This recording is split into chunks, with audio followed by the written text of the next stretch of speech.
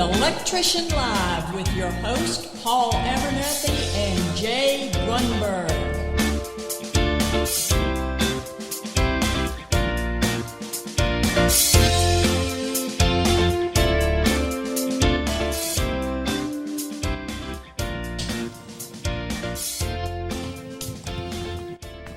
Well, howdy, everybody. Welcome to another episode of Electrician Live, the show for electricians that comes to you every Thursday night at 8 p.m. Central Standard Time. My name is Paul Abernathy, one of your hosts, and with me, my co-host, as always, Mr. Jay Grunberg. Mr. Grunberg, welcome to the show, as always.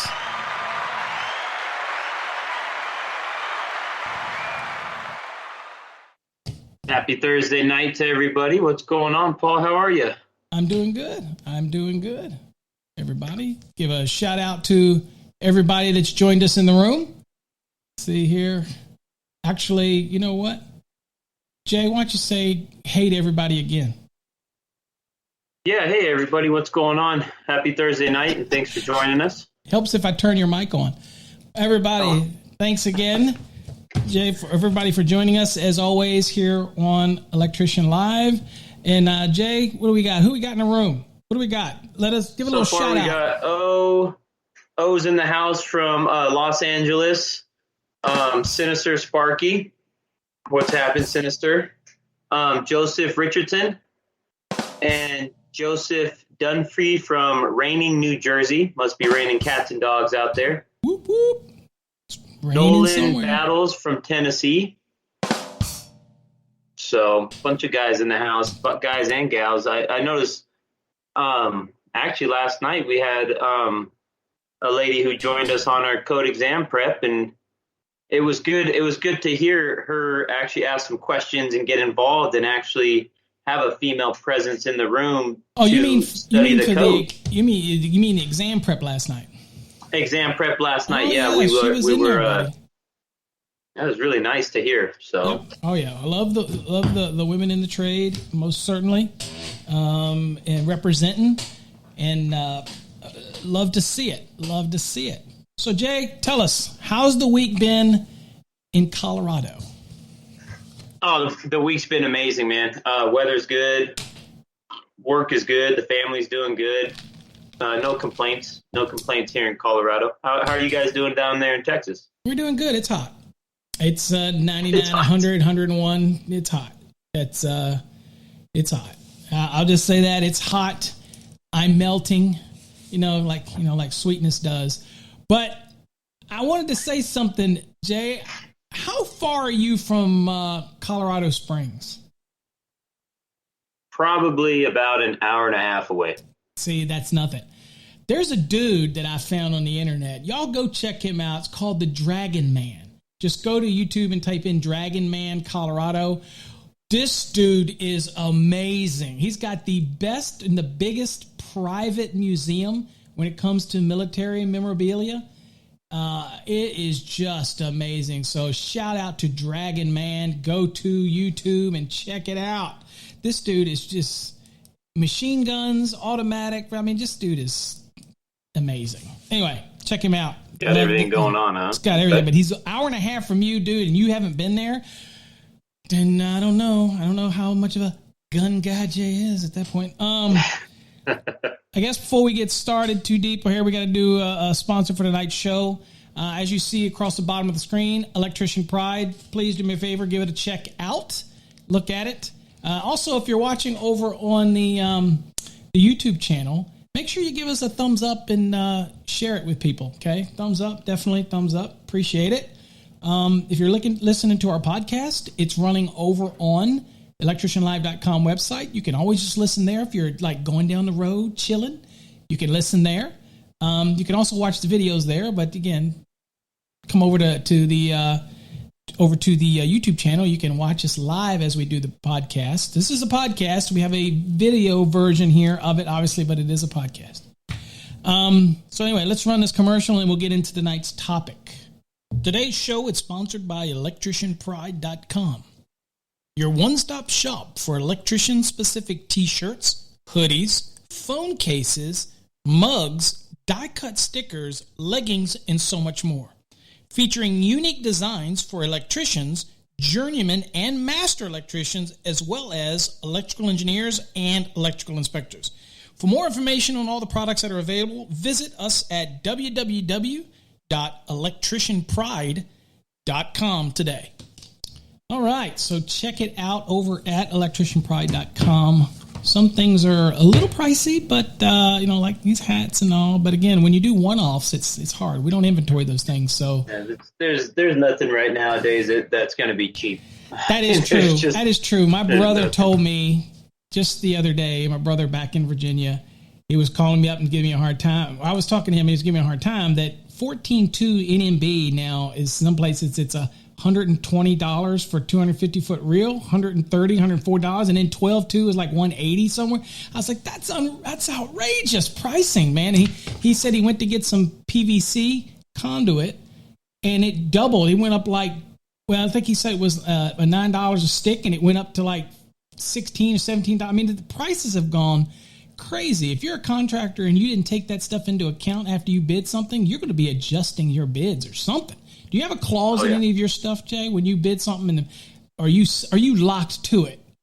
No, I think we have a 30-day bid. So after 30 days, that bid expires. And I think on previous shows, I told you guys before that it was really hard for us to try to up our prices in the beginning, right? Because the contractors wanted 30 days notice, and I respected that. So I sent the letter out, and a lot of them I gave the 30-day notice, and any projects that we had already bid previously, I stayed with that contract. And I even went with one or two extras even after the markup, in the material price. So again, Wired Up took a bit of a hit, but we actually ironed everything out, and now we're smooth sailing. So, as a contractor, you're going to take those hits. You just have to brace for them and hope that, people with the price increase that they still use you. And believe it or not, we're still in a high demand, you guys. Sure. We are needed. Even with the high prices, people have to pay it. The contractor, I think the actual GC is the one who gets hit a lot because they're juggling all the subs underneath them. So for those guys, I don't know how they do it.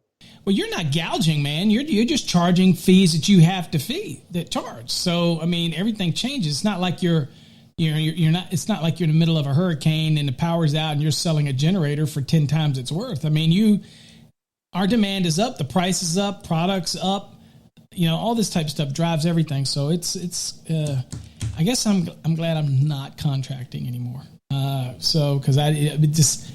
Up and down the pricing would just drive you crazy. You have to have some clause in there to help you out. Definitely. Yeah, definitely. Hey, big shout out to Alvin from Caribbean Street. He listening to us for the first time. So thanks, Alvin, for checking in. That's it. All you get of that. Just give you a little bit of loss. Wiring Guru is from Phoenix checking in for the first time. So thanks for joining us, Wiring Guru. I believe that's Matt. He's in the Fast Tracks program. Absolutely. Matt's in the fast track. What's happening, Matt? Cisco Flores tuning in from Idaho. Idaho in the house, the potato state. Idaho potatoes. Robert Solis from San Antonio chiming in. And of course, we see you, man. O's in the house. O's in the house. You know who we haven't seen in a long time? Who's that? Ronbo. Yeah, Rombo's he's busy all the time, but I mean, he's clockwork. I don't know what happened to him. He's AOL or AWL or whatever, AWOL or whatever you call it. Anyway, Jay, where is Rombo? It's like, where's Waldo? Where's Rombo? He's up there in Tennessee. I swear I keep saying when I get up to Tennessee, I'm going to look him up. Most certainly am. But at any rate, he's working all kinds of inventions, man. Y'all know he's got the, I don't know if you saw it, Jay. I told you. I dropped this thing on the floor and put a hole in my floor. He's got this thing that he does that drives ground rods. There's different ones out there, but this one's pretty stout.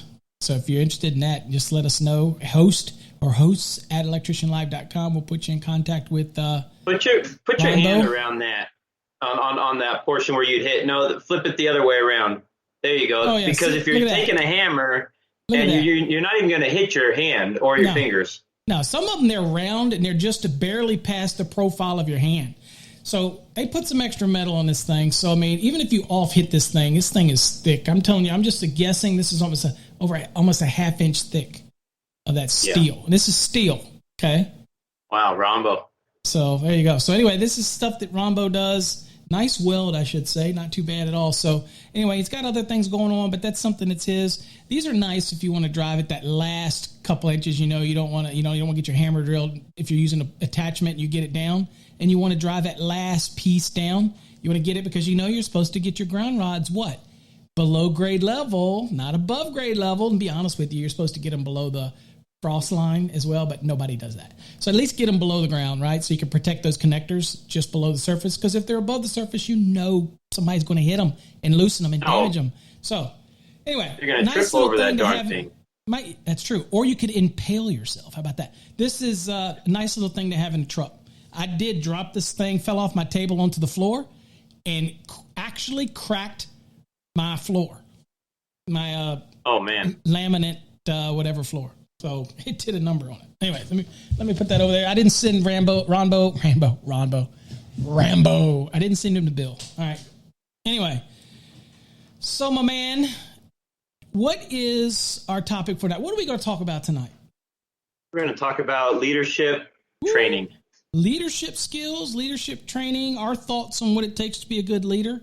Who needs to be a leader in a company, in a crew? Is it always the owner? Can it be the helper? Can it be sometimes, believe it or not, I've seen some helpers, some apprentices step up on job sites before and be leaders, dude. I've seen it. So we're going to talk about that tonight. We have prepared slightly, so we have some notes and little thingies to discuss. So we'll go and look at some of the things. So kind of start the ball off with us tonight. You want to give up some of your thoughts on leadership before we get into some of the different discussions here? Or maybe you see some of these that are ones that you want to talk about, or do you have something you want to bring up, Jay? Or I'll start. I think just in leadership in general, I think it's really your actions and not your position. And what I mean by that is I think every day we as individuals have opportunities, if we're looking for them or looking out for them or kind of being aware of them, to actually step in and be a leader at any given level, and again, that might be de-escalating a situation between maybe two employees on the job site. Maybe you have we're about to step in and kind of separate two guys or whoever it is. And that's kind of a leadership action that you're taking at that moment, if you're comfortable doing it. And again, there's also other situations that every day that you're going to be, if you're aware of, you can step in and actually be that leader. So again, I don't always think it's just the position you hold. Right. I think it's sometimes the actions that you use. And well, you carry yourself. You mean, with all the old saying, all the eyes are on you. So how you act, how you carry yourself kind of reflects on you and kind of steers other people in that direction. If you're goofing off or messing off or doing something that's not leadership, then somebody else is going to follow, and then it just goes to crap. So some of our thoughts that I think, we got this list of different ones and things to talk about, but just kind of touching on certain things. So if I'm looking at some of the leadership skills, and this would be something that would be on our number one agenda, Jay, is the SWOT yourself or SWOT yourself. And what that is it's also basically it's a self-evaluation. It says it's acronyms for strength, weakness, opportunities, and threats. So one of the things it says, although it's a strategic management tool taught at Stanford and Harvard Business Schools, so they must teach the SWOT theory, right? For me, I'll give you my take on it beyond what this is, because this is just something pulled up here about it. Basically, it's to gain access to self-knowledge, self-remembering, self-honor. Start by listing all of your strengths. So this is something that we do as go down for yourself, write down all of the things that you feel make you a good leader, right? All the things that you're willing to be decisive, make decisions, be responsible. If you're a leader and you work for somebody, I worked for Jay, let's say. I've got Jay's best interests in mind. We had our guest last week, Mr. Westfall. Chris Westfall. Chris was, very impressed with that young man. Very much so. I am sure that he could probably put a list of his strengths. And he wants to have a list of what you feel your weaknesses are that you can improve on. Maybe you don't communicate well. Maybe you get hot-headed quickly. Maybe you always feel like you're right and everybody's wrong. And again, in a leadership role, you got to have humility. And we'll talk about those different things. But kind of do a self-awareness of what your strengths are, but then be very honest with yourself about what your weaknesses are.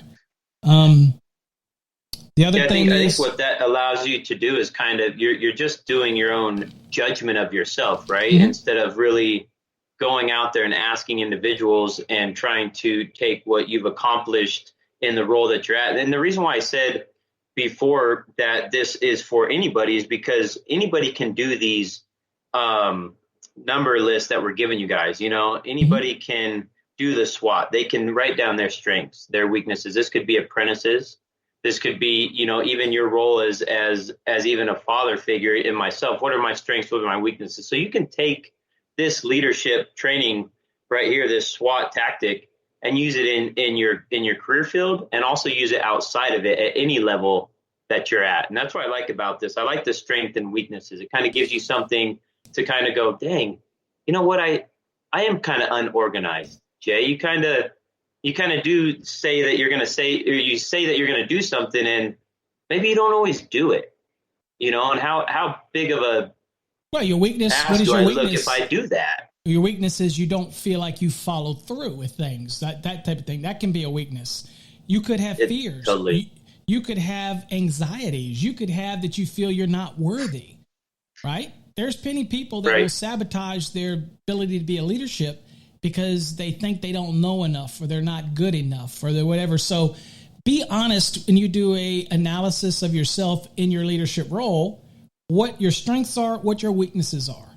Also identify opportunities. Now, I'm a little different on this one. It says, then proceed by listing all the opportunities you see available to you to use your strengths. Obviously, I would also say list all the opportunities that you can make available to yourself to overcome your weaknesses.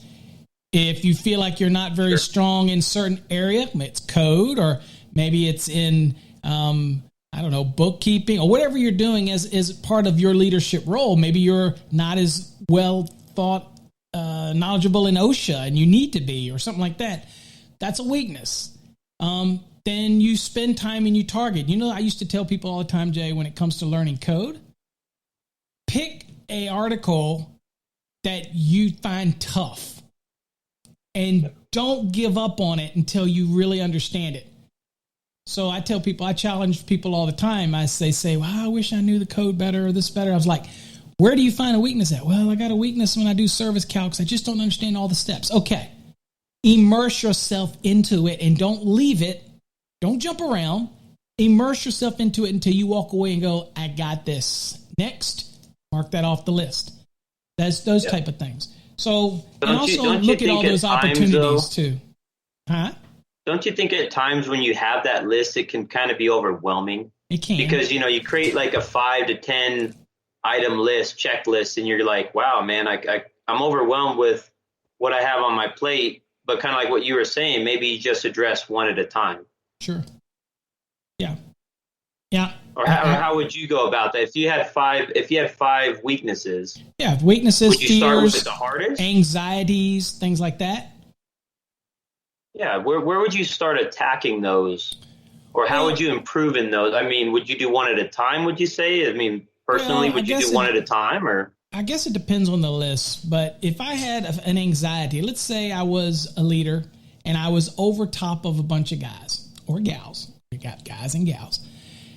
And I'm over top of a bunch of them and I'm telling them to do things. And I notice that they're doing stuff that I'm not well versed in. Maybe they're doing transformers, or we got a bunch of transformers we're installing, or something, motors or something. And I just have a weakness in that. And I'm telling other people to do this and that. But I know when I'm looking at them and I'm telling them to do something, but inside when I walk away, I go, Gee, I don't know as much as that. If your insides say to you that you don't know enough, that you can tell, right? Is anybody out there never told somebody to do something and walk away and go, I'm not even really 100% sure I know how to do something, that type of thing, okay? That's a weakness. That's an anxiety. That's stressful. So I tackle those by getting the knowledge, getting the training, taking the courses, taking classes, doing what I need to do so that I remove that. If I stress, if being a leader, I hate the end of the month when, let's say you work for Jay and Jay is a strict owner and he wants a full inventory of the vehicles at the end of each month. So you get towards the end of the month, you get really anxiety. Your weakness is organizational skills. I can attest to that. All you got to do is look around here. And I'm constantly working on that because I'm constantly writing down on my dry erase board what I need to improve myself with. And it's you've heard people have heard me say my screen on my computer has crap everywhere. Almost last night, Jay, I couldn't even find my presentation to do my motors class because I couldn't find the thing. So a leader doesn't have to be perfect in everything, but they have to be able to identify where their weaknesses are. They have to understand their strength. My strength is teaching, motivating, code, those things like that. But I have my weaknesses, right? And so when I've got those weaknesses, I need to actively work. And it could be all of them, Jay, depending on what they are. But maybe I target the ones that are going to affect my dreams. In other words, as a leader, you also need to have dreams, ambitions, where you want to go, where you want to be. Yeah. How do you achieve those? Are your strengths going to get you there? Do you need to eliminate your weaknesses to make sure that your strength overpowers the weakness? Do you have to look for opportunities? What is opportunity? The opportunity means if I've got to stock the truck. Jay's told me that every month I have to do an inventory, and I'm not looking forward to it. My organizational skills suck, and he's told me this. As my boss, he needs to tell me these things constructively, but tell me these things. Okay, how do I improve that weakness? Because it's obviously going to be very evident to Jay when I get better at it and the truck looks neater. Everything looks better. He's going to go, whoa, all right, man. All right. So that is where I'm looking for my opportunity. So maybe I get an Excel sheet. Maybe I come up with a way to inventory my truck so that I keep it there on a clipboard so that when I use something, and maybe it's a service truck, when I use something, I mark it down so that I can replenish it so that it makes my inventory easier at the end of the month rather than just throwing crap all in the back of a truck. It's just an example, that type of thing. Yeah, I think you're right, though. I think with some of our weaknesses, we can definitely acknowledge them, highlight them, and get better at them. But that doesn't mean that all of a sudden our weakness is going to become one of our strengths. We're all going to have weaknesses. And that was kind of my point of that question, saying, where would you start? And you did a great answer by saying, hey, I would take one thing, try to improve in that area, but knowing that, hey, even just doing that Excel sheet, it's going to cover my butt at the end of the month to have this van, looking good. That may not be my strength, like my other guy over here, who his van is crazy clean, but he doesn't know maybe how to fill out a T&M ticket. Mm-hmm. Whereas I fill out a T&M ticket good or very well, but my van isn't clean. Again, we're going to have weaknesses, and you just keep working on it, man. I'll probably have some of my weaknesses for the rest of my life, but right. What can we do? Do your best, sub the rest. That's right. That's what Sinister says. So what you're saying is do the best, pay for the rest. Because when you're subbing the rest, you're probably giving funds out to I don't give money away for that weakness. So I only sub out what I know nothing about. If it's electrical, I'm gonna try to do it.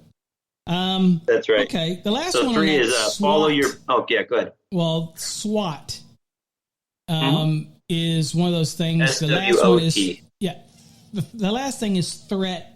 And it says threats are, write down all the threats or obstacles that are currently blocking you.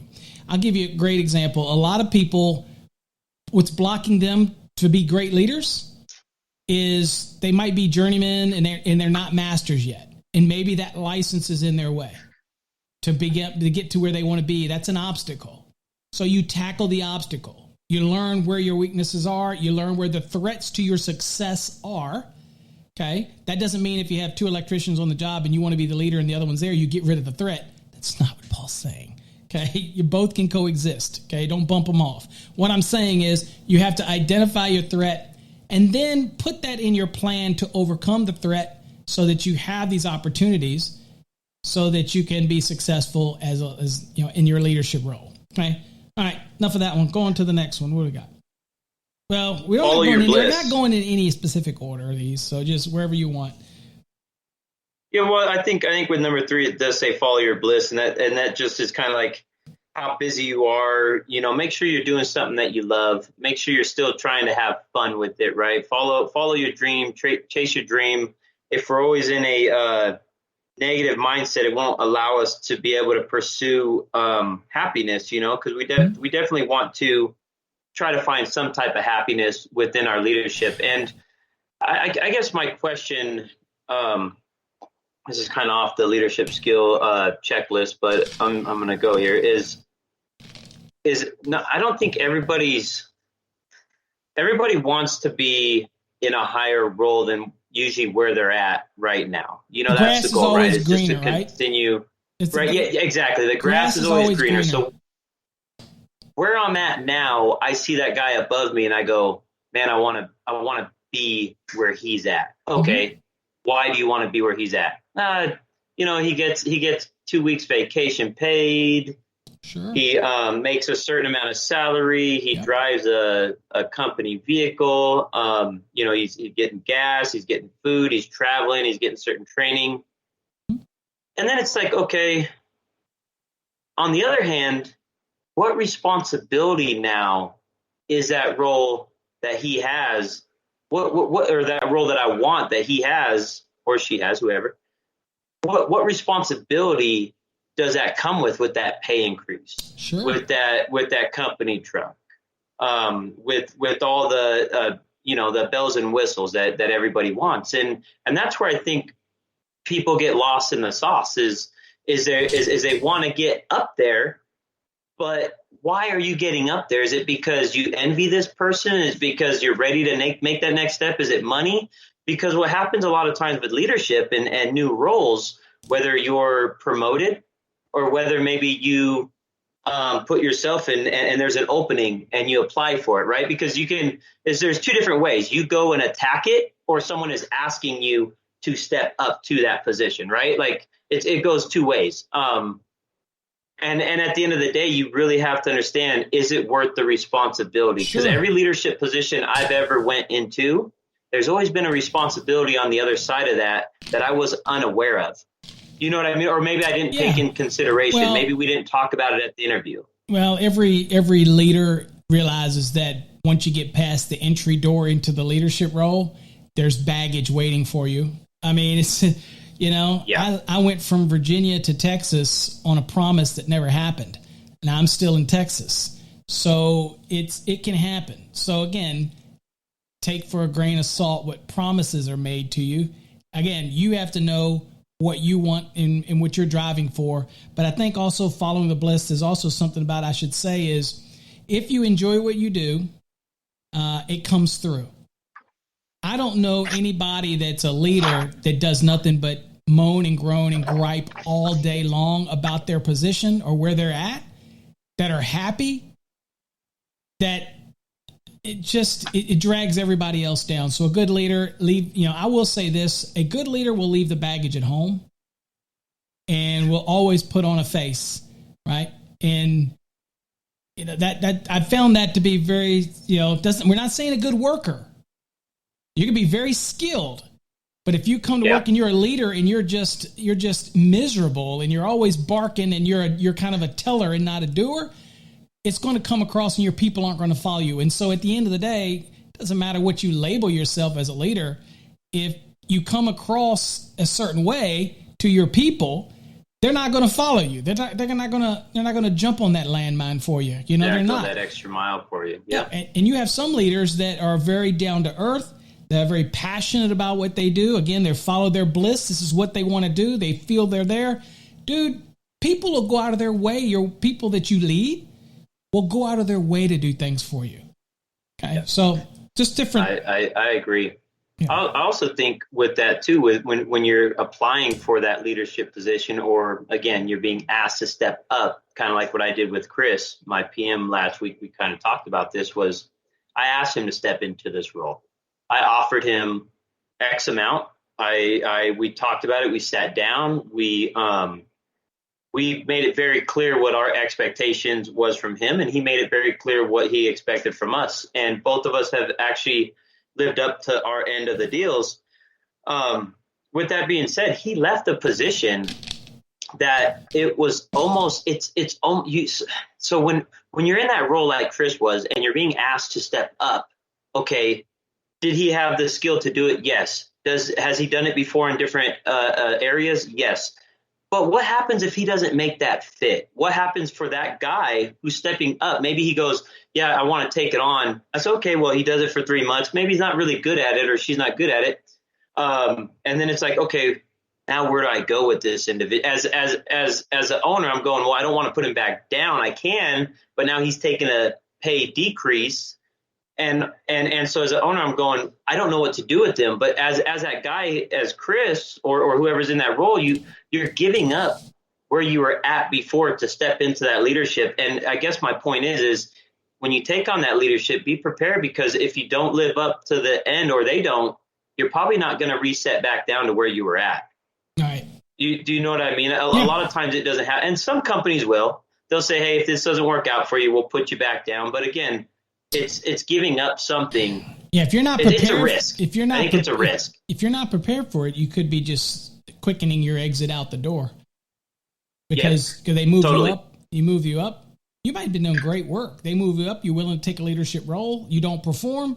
They all of a sudden get amnesia when it comes how good you did to get that position. They look at what you did in that position, and then they go, "Yeah, he can't cut it," and it's already tainted. It already tainted you, and you can't just say, "I want to go back now to non-leadership role." So be careful. You know what I mean? So the next one. Well, the next one I want to talk about is one. It's me and is mentors. I will say any good leader that I know through my years, and I've had my share of mentors. I've mentored plenty of other people. And the deal with the mentor is not that they're the knower of everything. It's just that they can be brutally honest when they're looking at your strengths and your weaknesses and have a conversation. And a good mentor is not afraid to tell you the truth. This is not about a woke culture. This is not about hurting your feelings. This is not about offending you. This is saying, look, I want somebody to mentor me, and I need you. We're not talking about teaching you how to pull cable. We're not talking about mentoring you how to pull wire. We're talking about mentoring you in leadership skills, somebody you look up to, somebody who's a good leader, somebody that you feels a good leader that everybody likes and everybody gets along with, yet he's firm enough to make sure they get the job done. There's leadership skills in somebody that you're like, there's somebody you look up to. It might be your parents. It might be, who knows? But you look at them and you go, I would love you to mentor me. And basically, I want to be able to bounce things off you, and I want the honest truth. That's it. Yeah. I want the honest truth. I don't want it candy-coated. I don't want what happens when a CEO tells his employees to tell me what they got a problem, and they won't say anything because it's the CEO. They want to keep their job. You basically want to know what, somebody to bounce things off of. A good mentor does that. Okay. And there's plenty of opportunity out there with people there's people that you might look up in your industry, another industry, that you can ask them, I'd love you to mentor me. That doesn't mean that they have to do a whole lot of work. That just means that they have an ear. And there's a lot of people mentor people indirectly. They don't have to ask. They'll call them up and ask different questions because they believe in that person and what they say. And it could be on a broad range of topics. I mean, I get calls all the time for how to deal with employees from my buddies back in Virginia and all that, human resource applications and things like that. How would you deal with this, Paul? And we can, sometimes you need somebody, a peer that you can, and you're not talking down, you're talking to. That's another big thing in leadership to me. Learn the skill of talking to somebody and not down to somebody. Okay. Be able to realize that you can have a conversation and do that without really talking down to them. That type of thing. A good leader can look for those type of things and check themselves when they feel like they're getting a little bit out of control with that, kind of a preaching mode, and just kind of just having a conversation type of mode. Yeah, I think the mentor is a big thing. I think being yourself is another great thing about being a leader. Find yourself in that role. Find yourself. Don't try to be someone you're not. I've actually ran into this a lot with myself when I was running a business and bringing people on. Is I would feel like I had to make my hire, the person I'm hiring, my employee, that I'd have to make them happy, to keep them around. And whether that was,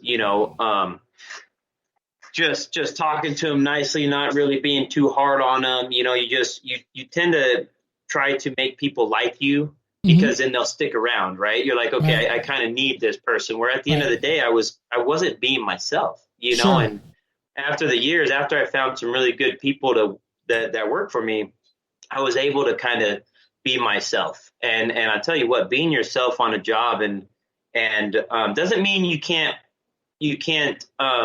change the ways you feel and act and think. That's not what I'm saying. That's going to go with the leadership. That's doing the SWOT, right? You're doing your strengths and your weaknesses. But what I'm saying is just be you, be who you are. And that's the best way to do it, is to be you. And then also listen. A lot of leaders, they don't want to listen. They want to gab a lot and kind of, take shots.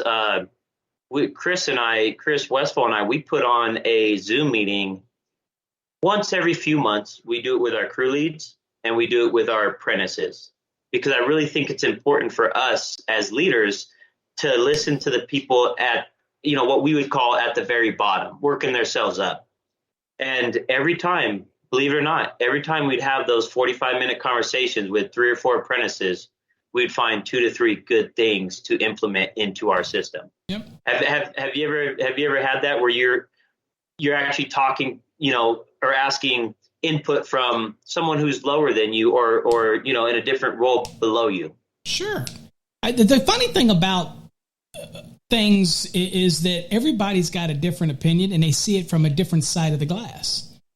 Yeah. So, when I talk about something or whatever, and I think, God, this is so obvious, but somebody else doesn't get it, it's because they're seeing it from a totally different perspective than me, right? So I have to totally, always remember that, because again, there is a way to do it, and also I think that any really good leader, and this is one we probably kind of talked about before, is willing. When you say listen, I think when I did an analysis of myself, and I've done this multiple times, my strength, my weaknesses, and I oversee people where I work, and of course I've had through the years tons of people that have worked for me. I have a weakness that I constantly have to work on, and when it comes to a discussion, for example, I sometimes do not let the person finish what they're saying. Right? Same. I mean, I know what they're saying and I get it. And once they're halfway through what they're asking, I register what they're asking, and then I start giving the answer, only to find out that there was still an extra twist on what they were asking. And then we got to go, oh, okay, you mean it? When I looked at some of the leaders that I look up to, one of them, like, for example, different ones like Daniel Jones with Encore Wire, multi-millionaire CEO of Encore Wire Corporation. And I look at somebody when he does it, he actually, whether he knows the answer or not, okay. I mean, this guy is uber rich, okay. He owns, on a golf course, he owns 3 houses is on 3 holes. In other words, his house encompasses 3 holes on a golf course. But humble as you're ever going to get, and the nicest guy you're ever going to get. But when you have a conversation with him, he will never interrupt you. He will let you finish what you say. And so one of the things that I had somebody tell me years ago, and I tell people, and I still struggle with this, is the 3-second rule. The 3-second rule is for me to force myself, for me to let Jay talk, and then after I'm done speaking, or after you're done speaking, I go 1001, 1002, 1003. So I actually, if I'm doing this to somebody as a leader and I'm giving them something, and you'll see some people that are very good politicians do this, okay? It's because it's a skill that they'll talk. Somebody will talk and they'll look at them.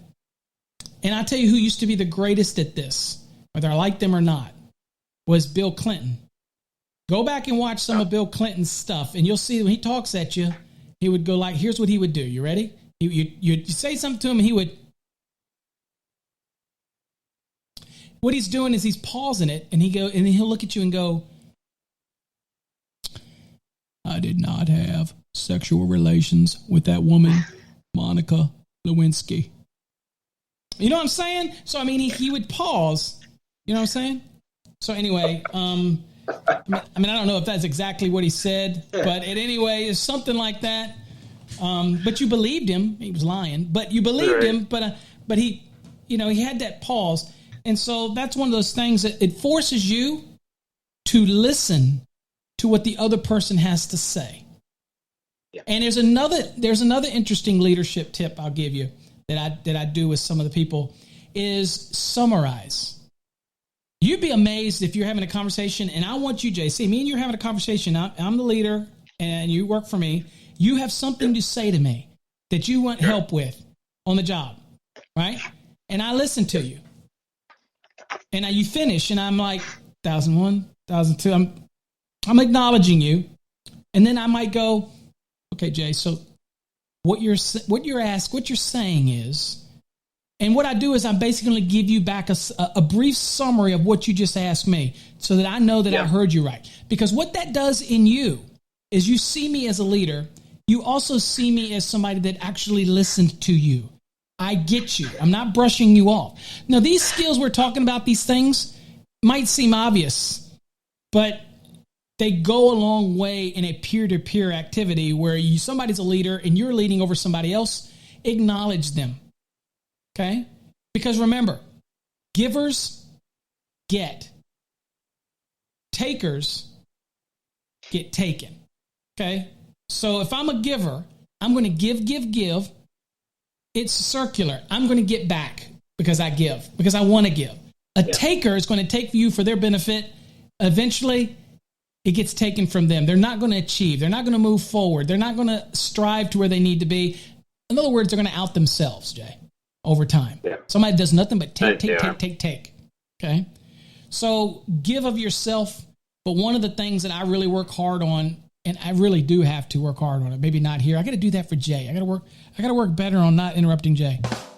Is when you have a conversation with somebody, truly listen. So you said it earlier.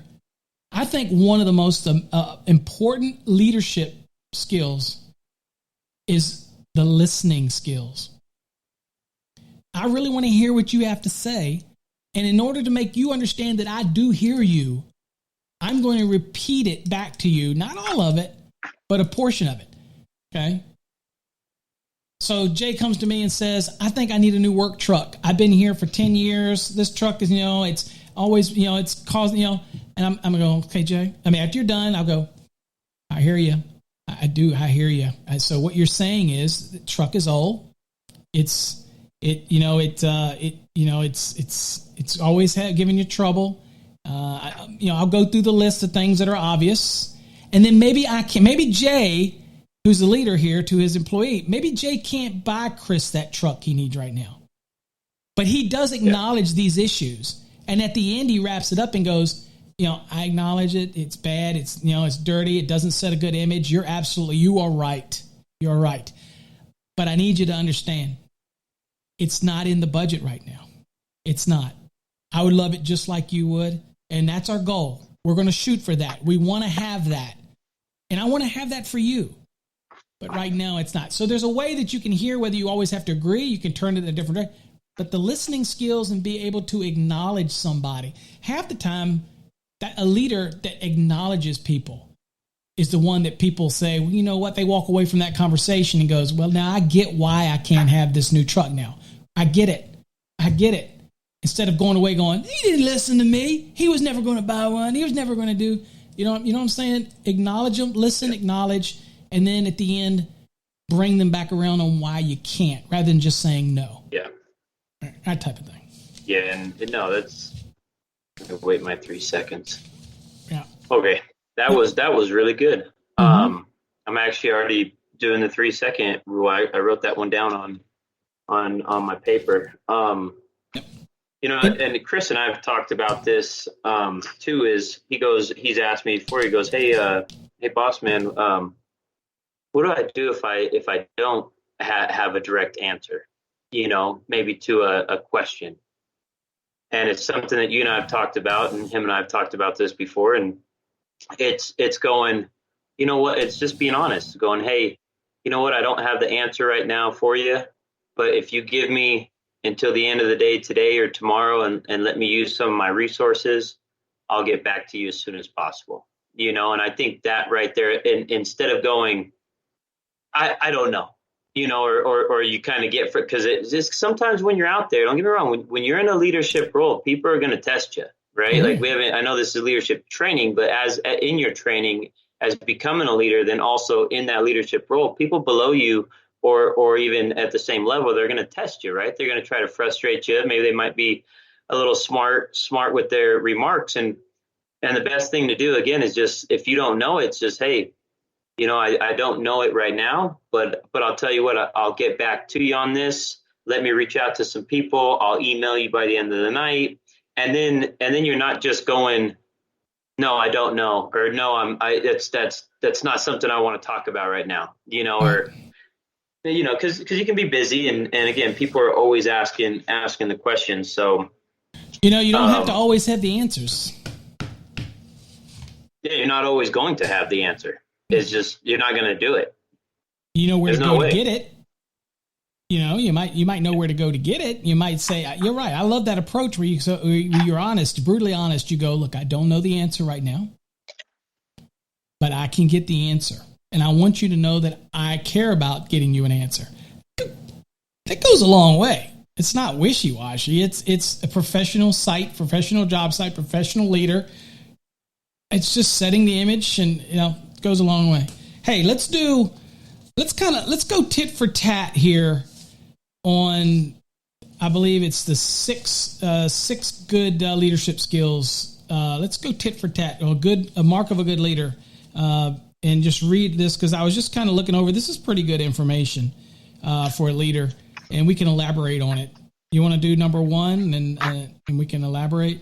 It's observation. Yeah, you're talking about the number one, observation? Yeah. All right. Observation. This is an important aspect that often gets neglected due to the demands on a leader's time and schedule. So, you know, we do get busy. Observations and regular visits to the work environment needs to be scheduled into the calendar. Observing employees' work procedures and the workflow is foundational to implementing adjustments to improve results, which is very much needed. To have credibility, a leader needs to be seen and be known to be up to date with what is happening in the workplace. Yeah, I agree. So a leader that sits in the office and never goes to the site, when it's time to review your people, how can you be a reviewer? If a leader on the job site, a lead guy, is leading the people under him, if he's not actively engaged in the work and being involved in it, how can they give criticism? How can they give performance reviews? How can they know what's going on, know what the needs are? You've got to observe. You got to get out there. I know plenty of leaders who lead from the ivory tower, and they never get out with the people that actually make them the money, right? So I always say that with Encore Wire, all of us that are in the ivory tower, say corporate, the people out in the plants are the ones making the money. They're the ones that are putting the wire and making the cable and doing all that stuff. So you have to appreciate those people and get out there their managers get out there and interact with them. Same with any business. Jay, if you have Chris that's overseeing, Chris is in a leadership role, but he's very active with each one of the employees. And, daily. Yeah, and then he interacts with you, but same in token on you. You have to make sure that you get out and that you see that Chris is doing these things, not just saying, somebody saying he's doing, that you actually see these efforts, that you stay connected with him, those type of things. And that's a good leader is going to be very observant. They're going to be able to see when somebody does something, and take note to that. Next, I'll do the next one is monitor employees' performances. Employee performance needs to be monitored in mutually accepted ways. Policies and procedures need to be clear, obviously precise, clear rules, no rules that are ambiguous or whatever that you can't really define. It needs to be very clear. People need to know their rules. A good leader communicates and lets you know what the rules are and when you're breaking those rules and how the rules, so they got to be clear, right?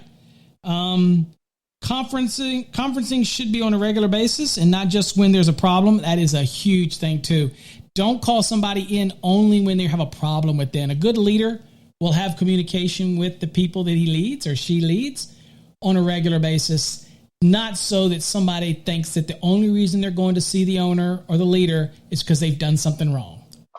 Absolutely not. It should not be as a penalty. It should be communication with them, things like that. Observing employees for work procedures and workflow. Oh, wait a minute. I'm on the wrong one. Sorry. It says assessments and evaluations should not be merely all formality or paperwork to be done. Individuals and group conferencings should be undertaken, and the expectation of ongoing professional development. There should be frequent encouragement and clear criteria for ongoing goals, both the group or individually. Whether or not you have a group of pod, whereas you have Chris may have a couple guys that oversee, and maybe you have a different project manager that oversees something else. But there needs to be communication, group meetings, everybody on the same page all the time. Clear rules, wired up. Electrical design has to have clear rules, clear procedures, things like that, so that it doesn't create any environment where it's stressful for that and everybody. And you really need a leader needs to constantly be monitoring and keeping aware of all employees, what they're doing, that type of thing. Yeah, I think that's some area that as you grow in a company as well. We've been in business for 6 years now, and we're going stronger than ever. But we're always trying to implement new ways to improve. Sure. And sometimes that's going back on maybe old rules and putting in new ones. No one likes change, but again, comfort and growth don't really go together. So sure. you're always trying to change and improve. So yeah, I think even when Chris isn't around though, my other crew leads, I have a lot of respect for those guys, and I think they've grown into their leadership roles, should I say, to be able to make judgment decisions on the job. If you're seeing one of your apprentices mishandling a tool, let's say, and you can see what he's going to do, maybe cut himself or something that you've done before, and he's going to do the same result, you step in and you go talk to him, so it doesn't, and vice versa. The apprentice might even see that might be an opportunity for an action for him to step up as a leader, even though it is towards the leader to put their input in. And that's why leadership isn't always just a position. It's an action. Everybody can be a leader at any given time. It's just with that leadership, there is responsibilities too. When you go in and you make that comment and you make that choice, there is going to be, the risk or reward on that as well. So, so for 3, implementation of professional development programs, a good leader evaluates weaknesses and provides training and development strategies to strengthen the weaker skills in the team. And you do that. We do videos.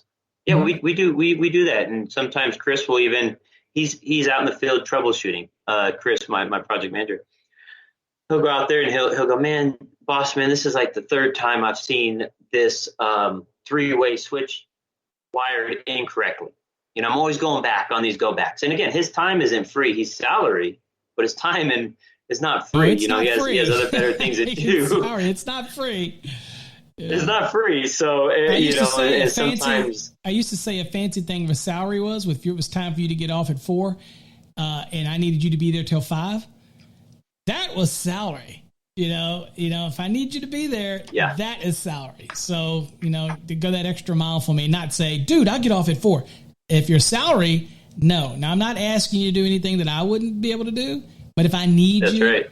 That's why you're salary. Okay. If not, I'd pay you hourly and just be done with it.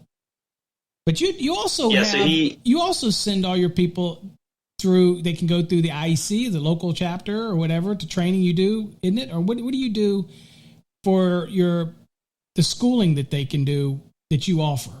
So for the trade school, we after a year with us, we will pay your way for schooling. You just have to pay your books.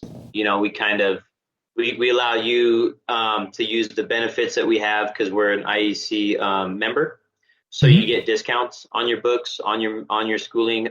We have 2 employees now who have not been with us for the year, but I believe one or both are going to school. So what happened was we allowed them to use a discount. We actually put the money up front for them, and then they just give it back to us. Awesome. So some way, and that's all HR. But yeah, we definitely. And the crazy thing with us is, and Chris will tell you this too, is we're primarily residential, and you don't see too many residential contractors putting their employees through school in Colorado, because for your residential wiremans, you don't need the schooling experience.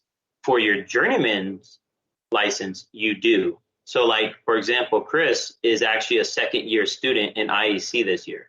He's already a residential wireman. His old boss didn't put him through school. So now we thought he was grandfathered in. So we filled out his affidavit after it was time. We submitted for his master's. The state was like, nope, you need to go to school. And he goes, all right, boss man, well, I'm going to have to go to school. And it's like, well, let's do it, and actually kudos to him, because a lot of guys wouldn't do that. They would just be comfortable with their role, right? They're project manager. They have their license. They're making money. They're good.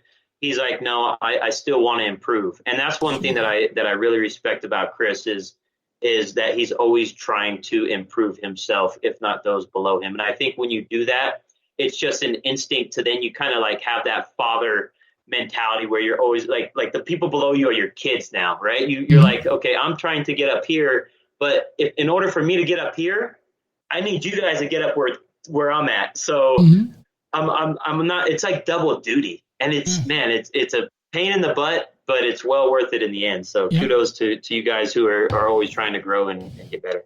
Cool. The next one, I guess, for leadership, and this is important, we kind of talked a little bit and touched about, is demonstrate working knowledge and expertise.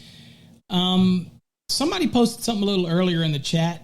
A good leader is a good worker, or, something like that. Well, I think a lot of times if you put a leader, and I'm going to read this one, but if you put a leader in a role of leadership, but they don't have the knowledge, and this happens, I see all the time. Trust me, I see it all the time. I see it recently with a big company I may work for, where you put people in a certain position and give them this big title, and they don't have the knowledge to do it. So they kind of fumble their way through it. Now, if you're a leader, you don't want to come across that way. You don't. So you have to use that identification to know your strengths and weaknesses, and you're going to tackle those weaknesses, because you'll find those weaknesses pretty quick if you try a leadership role and you find out you're having trouble as a leader. So this one is demonstrate working knowledge and expertise. It says good leadership comes from a place of strong knowledge and experience of the production and process leading to results.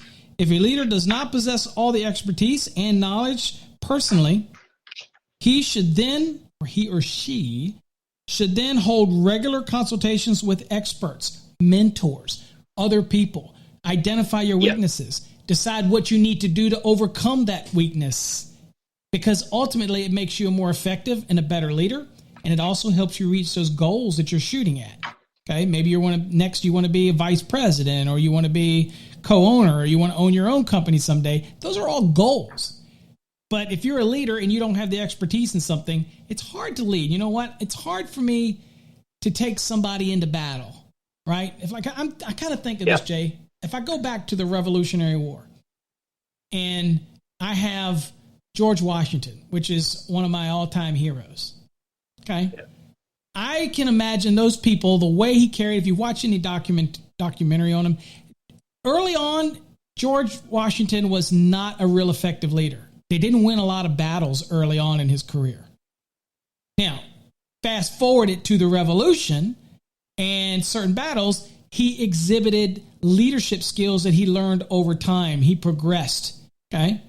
And what I think about this is when you read the history or you watch anything on George Washington and how he did and how he was at terrible odds and what he pulled through, with the help of obviously his other generals as well. But the parody to me with this is his people, even if they had no food, if they were freezing, they were willing to go to battle for this guy. They were willing to follow them. Good leaders, Patton, all those, Storm and Norman, all of those people, they believed in him. He set the example. They walked the walk, and they believed in him. And that goes a long way. Not when you hire a paper pencil pusher general who now gets put in a leadership role, who has never seen any action. These guys that are on the infantry, they don't want to follow that dude. Right? No. So same thing. If you're a leader in a company and you're put in that position or you want to be a leader and you got to develop that humility, you have to know when you're wrong and admit it, and you have to identify your weaknesses, and you have to isolate them and try to scratch each weakness off the list. Okay, I have a weakness in this. Okay, I got to work on this. I got to work on this. I got to work on this. Slowly knock down. If knowledge is your weakness and you having to tell guys to do things or gals to do things and you don't understand what it is, then you need to get your hands dirty. Okay? Mm-hmm. You need to learn it, whether it's night school, taking a class online, taking it from somebody else, calling an expert, calling your mentor. You need to learn it. Okay? It's definitely hard for me to follow a leader I can't follow a leader if they can't walk the walk, that's just that type of thing. So it is important in order to maintain the accurate and informed overall picture. If you don't know what's going on, how can you be a leader towards what's happening? Okay. Right. If I've never wired a house, how can I have a bunch of guys that are wiring a house and then I have the ability to go there and lead them? Barking orders isn't leadership. Okay. That's not leadership. So delegating is. Delegating it, but you know what? You can delegate. You have to know when you delegate it to somebody that person can get the job done because you've been there. Oh, sure. You see what that guy's and you can guide them through it. Yeah, then you can guide them through it. Okay.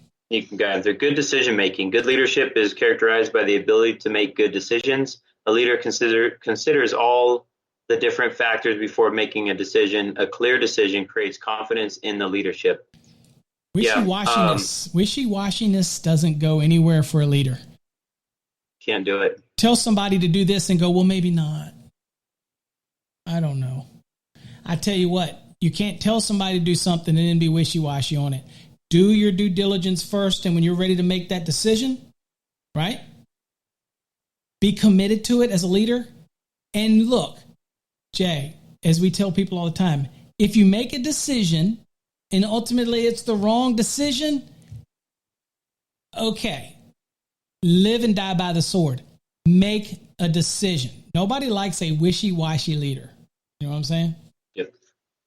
Got to make the decision. And then to lead it out, ability to conduct and evaluate research. Ongoing review and research is vital in order to keep on the cutting edge in business while managing the present to ensure ongoing excellence in performance and product. A good leader is always able to look towards the future. Conducting and evaluating research is an important way of planning and being prepared for the future. An excellent leadership is always proactive rather than reactive, which is definitely proactive is the way to go. By developing these 6 management skills that we just went over, it will help your journey to becoming a great leader. I think for us leaders, it could be just as simple as on ability to conduct and evaluate research. It can be as simple as knowing what the task is for the next day. You know, it can be as simple as that. It's as simple as knowing, okay, tomorrow we're wrapping up today. Maybe I'm the crew lead. I'm the leader of the job. I could be on a residential or commercial job, and I have 5 guys under me. And I go, okay, well, Johnny, where'd you get to today? Okay, you got to there. Tomorrow. In your mind, you're thinking already, okay, tomorrow he's going to finish what he's doing by about noon, and then I got him going to the roof to do this. Okay, but Tim over here, he's already completed his task. Now I got to think of tasks for him. So not only is it task managing it, but also what are they going to need to get those tasks done? Yeah. You know, sometimes those leaders in the electrical industry, we're always, as leaders, we're trying to always be 1 or 2 steps ahead, and that's where we try to be. And I'll tell you what, guys, it's not always perfect. I've had times where my guys call me up there, hey Jay, where's the material for this job? And I'm like, oh crap, did I not send that off? And I didn't send it to my supply house to drop off. So now I feel like I didn't meet my expectations. And so then it's like, okay, how do we solve this then? Well, 1, you could go to Home Depot. I'll send you the final count sheet, and you can go to Home Depot and pull the material yourself. 2, you can start prepping up maybe your boxes and your receptacles, and I'll do a will call at the supply house. Again, it's not as if everything's going to be peaches and cream when you're a leader, and everything's going to move the flow for you. You're going to run into obstacles, is what I'm saying. And when you run into those, it's always how are you going to handle those as well, you know, and you can prevent that by trying to look into the future, but just know you will make mistakes as well. And, yeah. And it's okay. That's the humbleness, right? You want to humble, you know, you're like, okay, I thought I had this, man. I was on a month streak of getting all the material there on time. And then it's like, the guy calls you. And I tell you what, this is what happens. Once he calls you, your other crew lead's going to call you. And he's going to say the same thing probably that same day or the next day. And you're going to go. Let's call it, what is that, Murphy's Law? Yeah, that's the Murphy's Law. Yeah, when it happens, it happens in threes. So it's like. So you know? I'm gonna lastly, before we get to our final session, obviously we all know what's coming. I will tell you, there's one thing that here's a little diamond for you that people have heard me say for many years. When it comes to a leader, always practice the 60-40 rule. Do you know what the 60-40 rule is, Jay? I would say 60% good, 40% bad, and try to be on the good side of it. I don't know if you're looking into people. No, so the 60-40 rule is that I might know 60% of something, but I don't know it all. So I'm always trying to fill my beaker to the top. But my beaker of knowledge is 60%, let's say.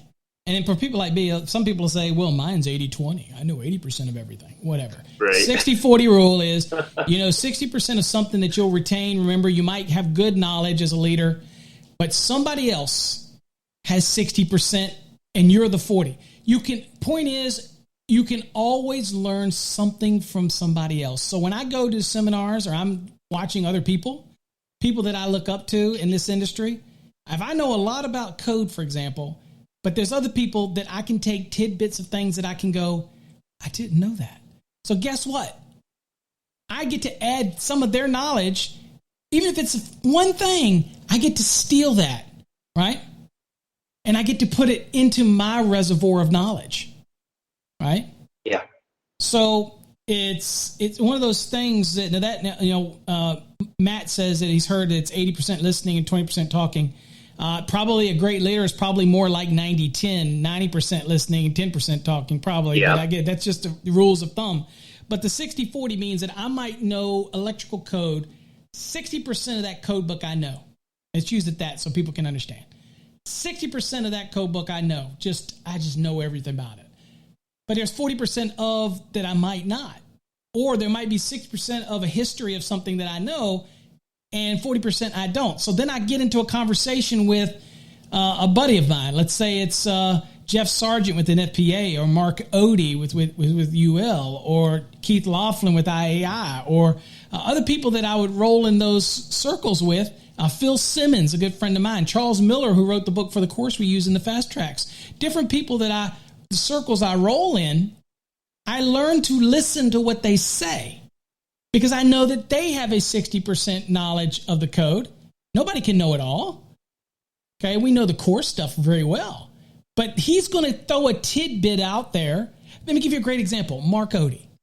I don't know if people that don't know Mark Odie, the knowledge that he has of, for example, hazardous locations, I don't spend a lot of time in 500, 501, 502, 503. I don't. I mean, I know it, how to teach it. I know how to look up the code. But he's been in it, designing these things for years. He has this intimate knowledge. So if we have a conversation or he's teaching something on 500, 501, 502, 503, hazardous location, I listen because I'm going to take tidbits from him and put it in my beaker of knowledge, trying to keep because as we get older, that percentage of fill, that 60%, starts to dwindle. If you don't use it, you lose it, right? So certain things come down. So the importance of listening is you don't know somebody else who's looking at it at a different perspective might give you something that can enhance your perspective. So that's the kind of how I approach it, the 60-40, that type of thing. Of course, when I'm talking with Jay, it's more like a 90-10. But at the end of the day, 90 my side. 90 my side. That's that? Okay. No. Okay. Come on. Yeah, I'm just saying. All right. Come on. All right. Hey, are we ready for the dun dun dun? This will be a quick one tonight because we are running over. But we are going to go now to Code Turd of the Week. All right. Jay's got his hat. It is Code Turd of the Week, folks. All right. So remember, if you have any turds you want to send to us, and we're not talking literally, but a code turd in the code, then you can send it to us at hosts, HOSTS or HOST at electricianlive.com. Send us your picture. We'll give you credit for it and holler out at you. Holla on the show. Yeah. Definitely. We'll do that. So tonight's come from electric.shin. I guess another Instagram or whatever. Same one. This guy takes a lot of pictures of some turds. I think that's his whole platform is just taking code pictures or reposting pictures of turds, man. And I mean, he or she, whoever runs that Electrician form, they do a lot of it, man. There's quite a bit. Some of it's, again, obviously just things that we can't really relate code to because it's not so obvious. Like this one, they're obviously missing KO seals and using box extensions that we'll go over. But yeah, check him out on Instagram if you want just a kick of some funny installations, man. It's hilarious. Yeah, so Matt says, what would be the purpose somebody would do it? Now, first thing, Matt, we never know why somebody might do this kind of crap. I mean, we don't know that. Obviously, it could be to bring it out to the surface. That's right. It does kind of look like it. Maybe they're bringing a bunch of wires or they have a plan to, and they think that it's going to give them additional cubic inches, in order to be able to make their wires in there for box fill. Who knows? But they obviously have a 110.12a violation. They've got that knockout that needs to be plugged. Okay, in the field of look, his turds even light up. Jay's turd hat's got lights on. That's right, man. Okay? Light it up. So, all right, so see, that totally took me off my game. All right, so we're talking about replacing the knockouts. Of course, we're not going to say about cover on the box or anything like that because this is obviously they're still in the work in progress. The other thing that you have to be aware on this is you said it in the beginning, Jay, that this happens to be a 110.3b violation because boxes have box extenders, but box extenders aren't extenders. They're designed and listed to go onto a box to extend a box, and it will add the same cubic inch as the box, right? But in this case, you have a box with the box extender and another box extender and another box extender and another box extender on it, okay? So in this case, you have a violation of the use of these box extenders, all right? Now, maybe he was trying to bring it up to the surface. I don't know, but it still does, if anybody had to, the chances are that MC cable that comes in, when it comes in and comes through that box, 300.14 is going to say that it has to have at least 6 inches of insulation from the point where it enters into the box, emerges from the cable, okay? Now, it does, if you have a box, I think it's 8 dimensions or more in any direction, then you have to have 3 inches out the outside of the box. Now, if he came into the back of this box and he's put a splice back there, and he doesn't have the amount of wire that he needs in order to be able to adequately make up this box. So there's chances are there's splice after splice in there. We can't see in it, so we can't comprehend that part of it. But I believe what he's going to be running into is, if you look at the number of raceways that are going into it, and in the actual MC that's coming into the front, and then you see the MC coming into the back, and then you have the other raceways coming in, there's chances are that the conductors are not long enough in that box anyway, in order to be able to extend out beyond the box. Now, those don't have any dimensions that would be greater than 8 inches, by the way. That's just a 4x4 box or 11/16 box or whatever it looks like, right? Mm-hmm. So you wouldn't be able at that point, you wouldn't be able to get to the conductors in the box. So we got a 110.3b. That's already wrong. You've got a 300.14 more than likely violation, free conductor in the box, and you can't see in the box. And of course, we have a very evident 110.12a knockout missing application. And you know what? The EMT could be secured within 3 feet either side. We can't see that, so we can't speculate on all that type of stuff. But an inspector would call out most certainly a 110.3b on this installation. And then, of course, the electrician's got to say, well, look, I had to do this because the box is set back. And, and the inspector would say, no, you didn't have to do that. You could have bent your EMT to come out and put your box out where you need to have it. That type of thing. Yeah. Just because you didn't doesn't mean you can't, and doesn't mean the inspector's going to look the other way, Eiffel Tower of boxes. Yeah. I've actually seen this same install. In one of Jay's jobs? Oh, I'm sorry. No, you don't really see us using metal boxes and tubing. We're more of a non-metallic liquid tight and cable. But I actually seen this in a mall where I don't know what the fire alarm guy was doing, but there's fire alarms every 20 feet. And they're hanging down from the ceiling to say 20 feet. Well, one of the installs, their pipe was only 15 feet, so or 16, so they did this same exact install, but they had probably twice as many box extenders. They had about 8 to 10 box extenders. What were they trying to make a impromptu wireway or something? I don't know. I just think they cut their piping short, and the only way they could extend it down for their fire alarm to match the other levels was with the box extenders. And it passed, and I guess it passed. Everything was, it was painted white, just like all the other boxes and tubing in that place. But I seen one. It was like, I could have swore it was 10 extensions.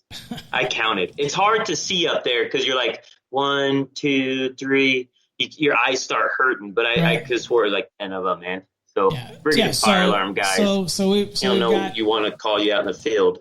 Yeah, so again, the extension rings are designed to extend the space for a box, not to extend the space for an extension ring on an extension ring on an extension ring on an extension ring. Now, the old saying is, some people out there will say, 1, I can't see it from my house, and y'all know I don't like that saying. And 2, the guys say, you got to do what you got to do. No, in this case, you didn't got to do this. Okay, you didn't got to know. Yeah, you could fix this. Okay, so. Anyway, that is the code turd of the week. Again, if you know of a good install or you run across one, hey, help us out. We look for these different turds, but if you find one or you're on Instagram, you're on whatever you find, go on and send it to us. Make sure you include who the owner is of the picture, even if it's probably just a generic picture online, because we want to give them a shout out, right? Yep. That type of thing. Wiring Guru says, what would be your best approach here? Yeah, for me, if you notice above that box, you see it's got a coupling on it, and I'm sure there's probably one down.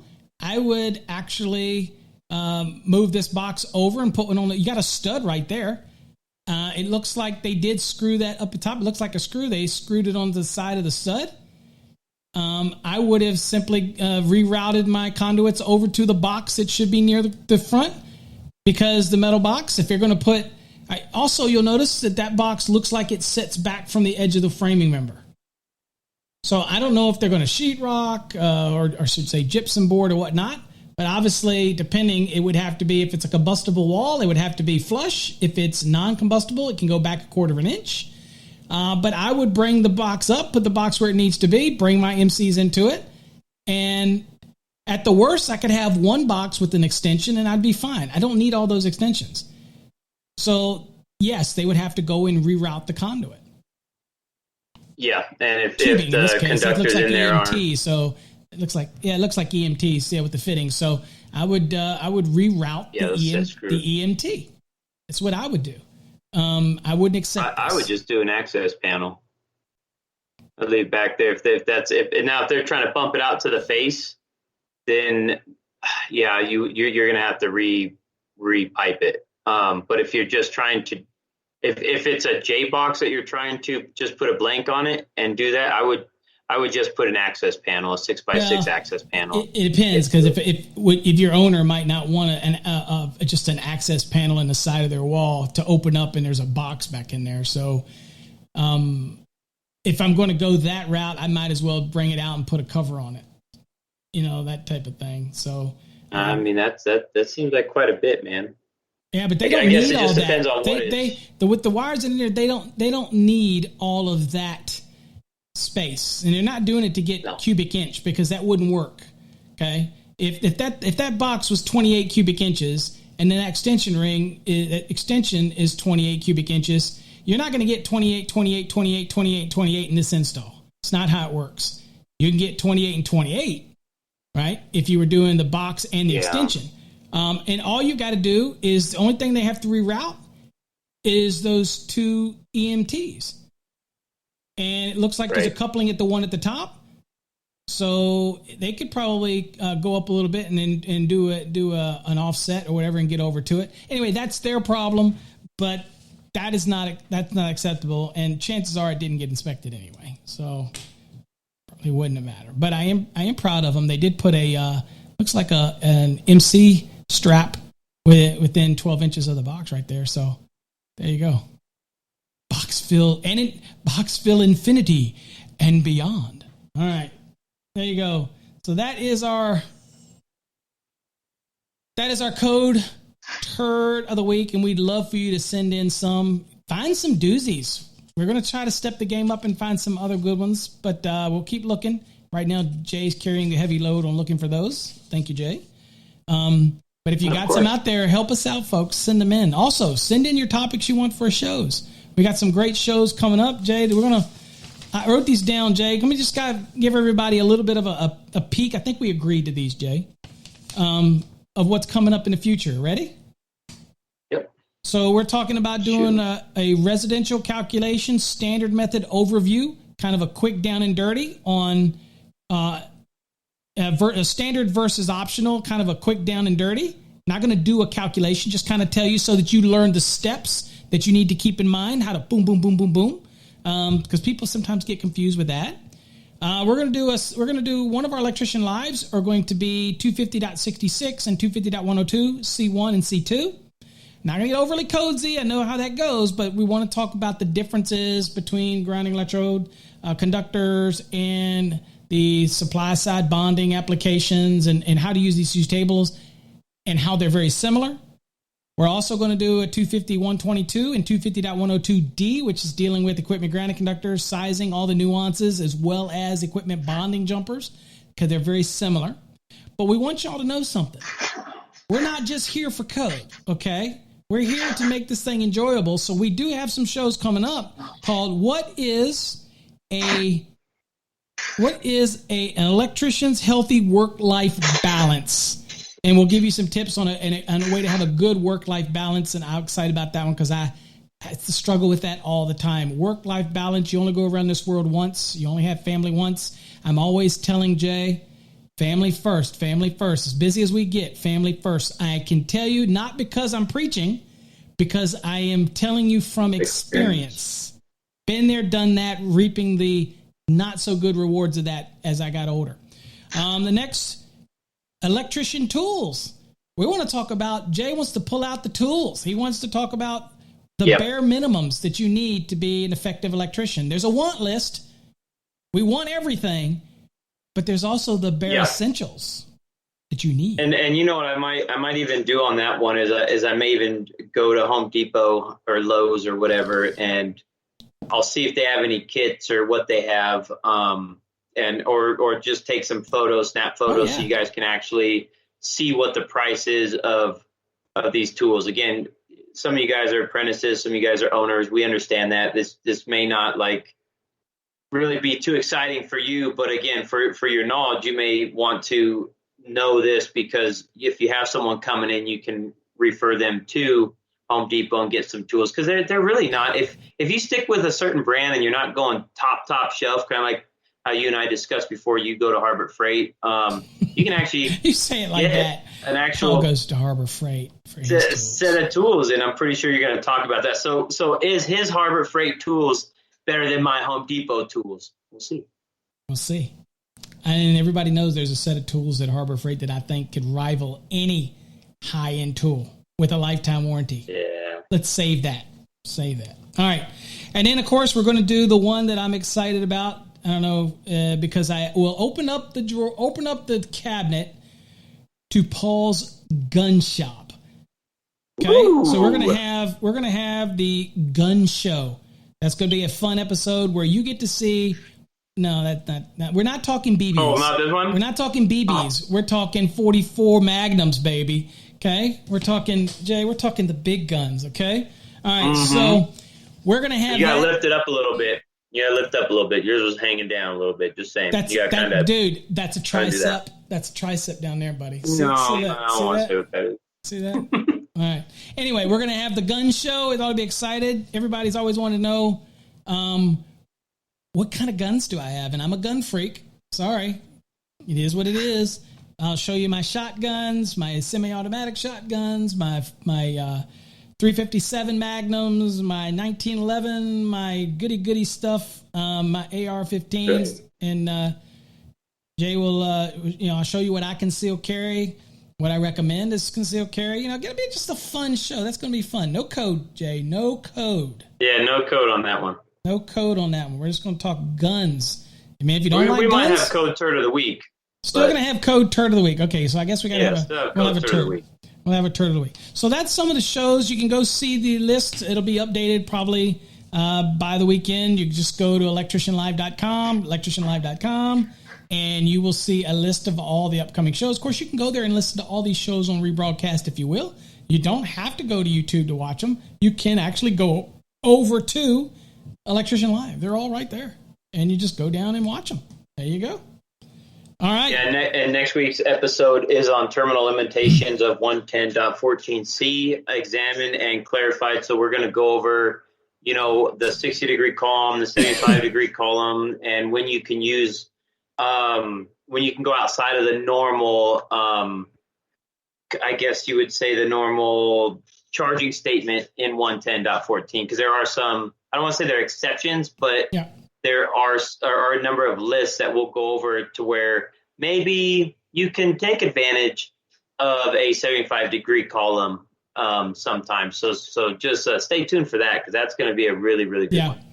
Yeah, I mean, it ought to be good, because even last night in exam prep and all, questions still come up all the time. I posted an image on our Facebook page that's supposedly an image to help you understand the terminal limitations and stuff, especially for the 100 amps or less and 14 through 1 gauge or 14 through 2, I can't remember. But that one, it follows on 110.14C1A. And I thought it was an easy illustration that people could really understand. But we'll go over all that. So by the time you end that show, you'll understand why, even though it's only a 30 amp circuit, for example, why I can use an insulation that's 75 or 90 degrees C, and why I can use the ampacities at 75 degrees C versus the 60, even though it falls within the general parameters of 110.14C1A. So you're going to learn all that. That'll be a great show. We'll dig down into it, the down and dirty, and explain all that. And if you have any questions, you're free to do that. And I guess we got a question come in from Wiring Guru, who must have had these things loaded on his screen. Matt must have had them ready to go, thinking, okay, Okay. So first thing, Matt, you're kind of new to this. Electrician Live is an exam prep, and we don't go over exam prep stuff. This is Electrician Talk. However, since you are new, I will explain. Everything that you learn about an electrical exam that comes to the NEC. For example, when we have students in our program, I tell them up front, I don't teach OSHA. I don't teach local rules. I don't teach laws. I don't teach OSHA. I don't teach NFPA 72. I don't teach any of that. I teach the National Electrical Code. Now, with that said, you go to take an exam in certain states, they're going to have a guide that's going to have supplemental things on it. They're going to ask you maybe questions on OSHA, and they're going to ask you questions maybe on NFPA 72 or something like that. That's incumbent on you to do that and research it, not something you learn. We teach the code. The hardest part is the National Electrical Code portion. For example, in many states that do have OSHA, they will have a bulletin that you can download, and it's the key things about the OSHA. Not everything about it, but key things that they want for their exam. So you can get these guides for that, but I don't know anybody out there who studied for a National Electrical Code and then went and got the OSHA and studied everything about OSHA to remember it. OSHA is about just looking up the things, okay? So tabs work great. If you've got tabs for OSHA and you got the OSHA document and you want to do that, they will help you. If your test has got OSHA, it'll definitely help you. I don't teach any of that. I think somebody else asked me today, Paul, do you teach resistors, the color coding system? Absolutely not. Never have taught it and have thousands of students pass their exam. I don't get into those type of things, teaching the coding system on a resistor. It's not electrical to me. Yes, it might be on a theory, but it's not going to be enough that you get it's not going to be enough that you fail the exam. Look, I'm not asking a student to get 100% on an exam. That might be your goal, but that's not my goal. My goal is for you to learn the NEC, pass the exam, but I don't think resistors, color coding of resistors, I don't think the OSHA part, I don't think the other things like that help you become a better electrician, because those are the things that you can open up and learn. You can be aware of OSHA. Okay, remember, OSHA doesn't come messing with you until you what? Somebody gets hurt, right? You don't have OSHA when you're dealing with single-family dwellings. So, but when it comes to OSHA, usually big projects like that will have a safety person on the project, and they should be doing regular safety checks. So you just want to learn what it takes enough to get you to the exam, that type of thing.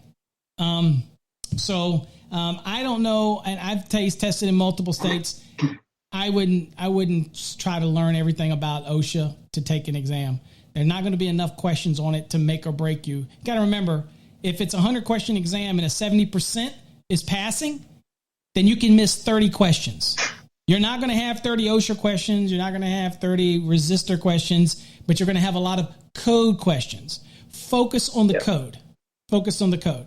And I think sometimes when people fail an exam, they remember a question they failed, and they lose sense that the fact is that was just one question. There's tons of other questions, and you probably didn't nail all the NEC stuff. You know what I'm saying?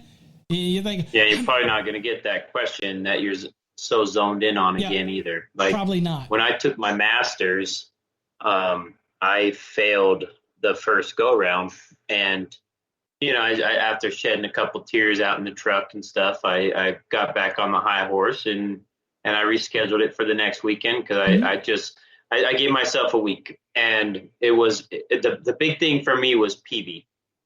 I don't do much PV, photovoltaic, so to me it was kind of a new.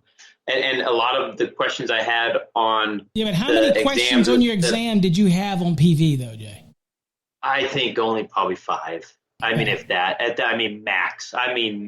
But again, that's code related stuff. So I was in the PV section, and I would continue to take my exam prep studies or exams continuously, and I was able to see the PV ones within those exams for that week. I was kind of honing in on those, but I was doing the exam so I wouldn't lose 300 wiring methods or 250 with grounding and bonding.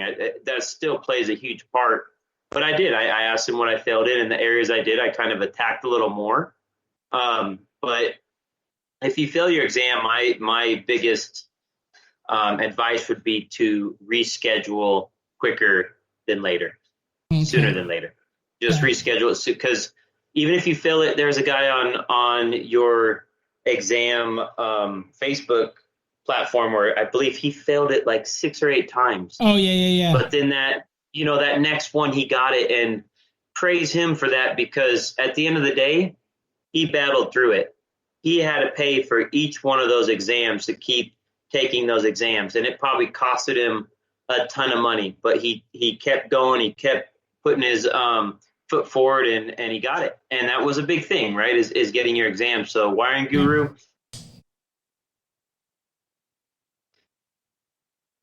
I'm pretty sure if you still have free content out there, I think on YouTube on some of your stuff. A lot of stuff. Right now, he's in the fast tracks. He's in the fast tracks. So he's in the fast tracks. If he follows the fast tracks, you're not going to have a problem, folks out there. If you're in the fast tracks and you follow it and you go through it and you follow my study plan, you'll be fine. If you jump around, you skip around, you think you know something, and you say, "I'm not going to study that," then you'll have a harder time. You'll eventually get it, and that's okay. Like I tell people, doctors, when you go in to get a surgery, do you ask the doctor how many times they failed their exam? When you hire an attorney, do you ask them how many times they failed the bar? Once they've achieved it, you just know that they're a doctor or lawyer. You know what I'm saying? So once you get it, I don't care whether you get a 71 or you get 100. Don't care. Don't even care to see the number of your score. It doesn't make me feel like, oh my God, he's so great. All I want to know is that you passed. You know what I'm saying? That's it. I don't care. You just passed by 1 point. That's perfect. Okay. Now I want you to retain it, but it's passing the whole purpose of the fast tracks was for you to retain stuff. Okay. I don't do crash courses. I don't do those weekend things because I don't think you'll retain it. You'll remember it. I just don't do those things. Could do it. Teach all those things. Get you in a seat for 8 hours each day and just hammer. I just think that you'd be brain overload and you just wouldn't get it. Right? I wouldn't get it, that type of thing. Yeah, and to be honest with you, for the fast tracks, the price for the fast tracks, if you do one of those weekend crash courses, you're probably going to pay double the amount for that weekend crash course, because you are at the mercy of that instructor's knowledge. Yep. And to be honest with you, that instructor is going to go, okay, if you don't pass, you can come back again. That's no skin off that instructor's back. I don't care. If he has to enroll you again, it's just one more person in a Zoom meeting or in one more butt in the chair. So I don't care. They don't care. You know, they'll let you take it for free up until X amount of times, but it's really not free because you're paying. Plus, I have a guarantee, Jay. to 700. I have a guarantee, but you got to read the fine print on my guarantee. Like I'm very transparent what I do. Okay, I'm a corporation. I'm in this to make money. Okay, but I'm in there to teach people as well. Okay, so I don't give away everything for free. There's other people that want to do that, do their 60-minute TikTok, 60-second TikTok. They do whatever they want. I'm not that. I'm a corporation. I have to make money, but I give away a fair amount of stuff for free. Okay, people know that. You can Google it, find out all you want. But at the end of the day, you have to remember something, that there's certain things when it comes to exam, you need to understand a plan. You need to attack it. And you need to study it properly in order to be successful. You might stumble through it and pass it, but will you retain it? There's a method to it, and you just follow the method, and you'll have success. Also, Matt says something. There was questions about smoke detectors. Smoke detectors would be under NFPA 72, not 70, because that would be smoke alarms. So 760 within NEC is where I go to find all those requirements for smoke alarms, which are typically they wouldn't be smoke detectors there. But that would be in 72 because generally they go back to a monitoring system, whereas smoke alarms are an audible alarm that goes onto the typical branch wiring of a house. So you would look in 760 for those type of aspects when it comes to smoke alarms, that type of thing. So anyway, we've gone over tonight, Jay. We've gone over our allowance tonight. So I think we're going to have to bug out here. Thanks for joining us. Yeah. All right, folks. Well, everybody, I want to thank you for taking the time to join us here. Join us next week. Again, we do this every Thursday. Every Thursday at 8 p.m. Central Standard Time. Share it with everybody. Let people know about it. Look, we're here for you. Send me and Jay topics you want us to talk about. all those type of things, and we would love to add them to the show. If you got any code turds you want to send us, anything you run into, you find somewhere, send it to us. Again, just a quick email at host or hosts with an S, either one, at electricianlive.com. We'd love to get them. Okay? All right. Well, with that said, until next time, folks, stay safe. God bless.